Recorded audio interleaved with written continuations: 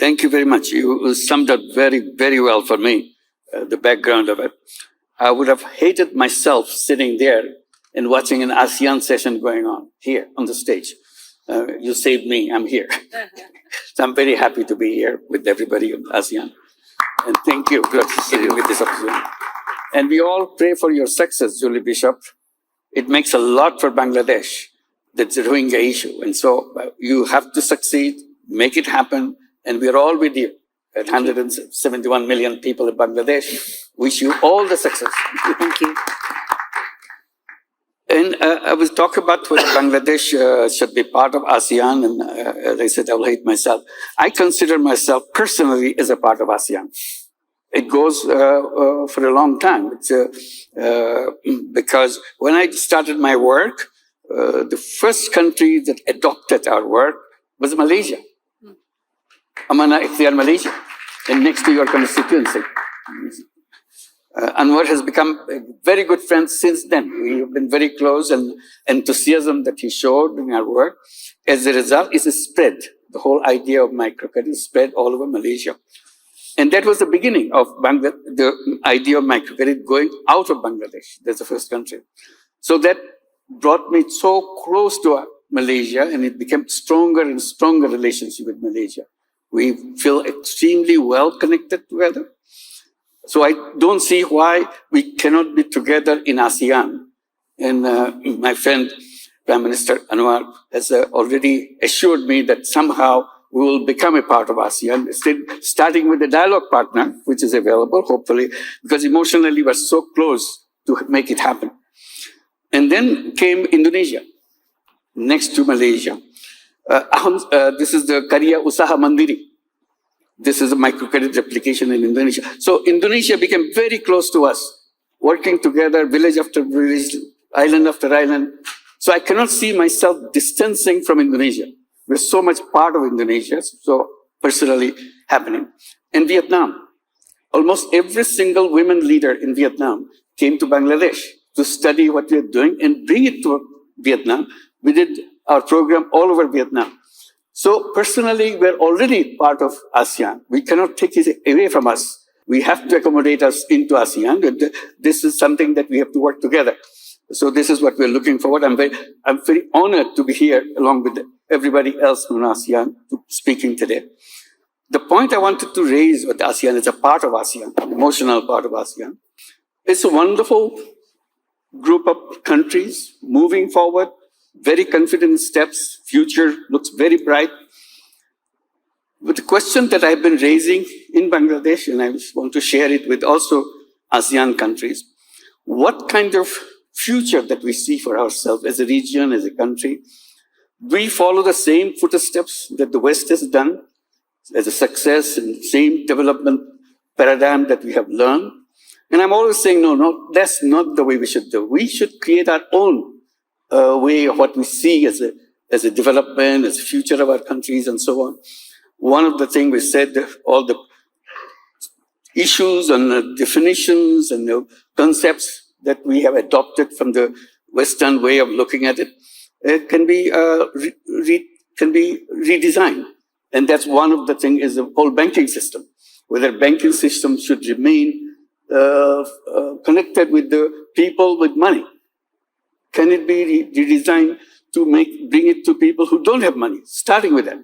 And that's what the changes in the microcredit came as a change for that, addressing that, challenging the whole banking system. Banking system has to be redesigned.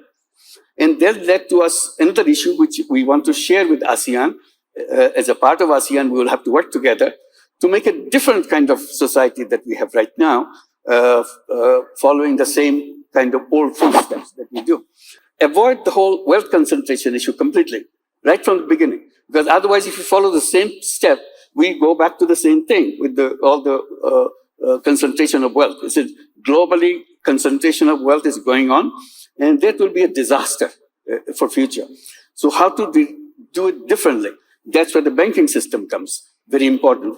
Making availability of the finance to the people, and that should be part of the whole ASEAN paradigm. That this is what we do. We ensure that no matter who a person is, either a poor person, a rich person, man or woman, as a human being, I'm entitled to it.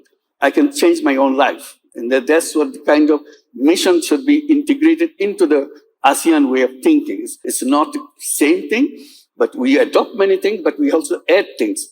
And that led to the issue of entrepreneurship, which we have been talking in Davos.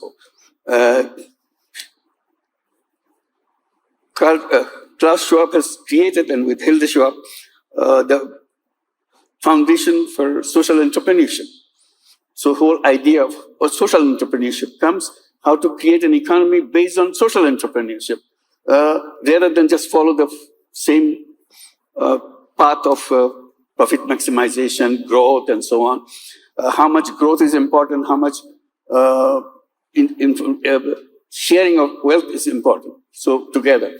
So those are the things that we have to address together in ASEAN framework to make sure we not only progress, we also progress in a different way, as it becoming an example for the rest of the world. We should not be just copying things the way it happened in the past and allowing the young people to take lead. This we have coming from Bangladesh, coming from the uprising of the young people from Bangladesh is very, very strong right now with us to show that what the capacity of the young people, how to bring up the young people to lead the nation, lead the people with their ideas, with their concept, their technology. They are completely different kind of generation, unlike the generation that who run the country.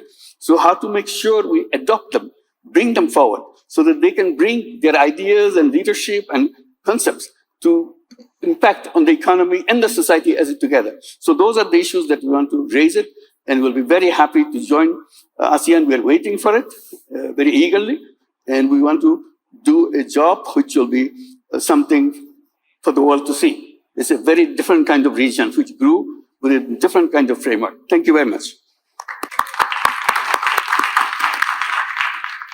Thank you, Professor Yunus. I would like to go back to you, Prime Minister Ibrahim. You listened to the other participants in the panel.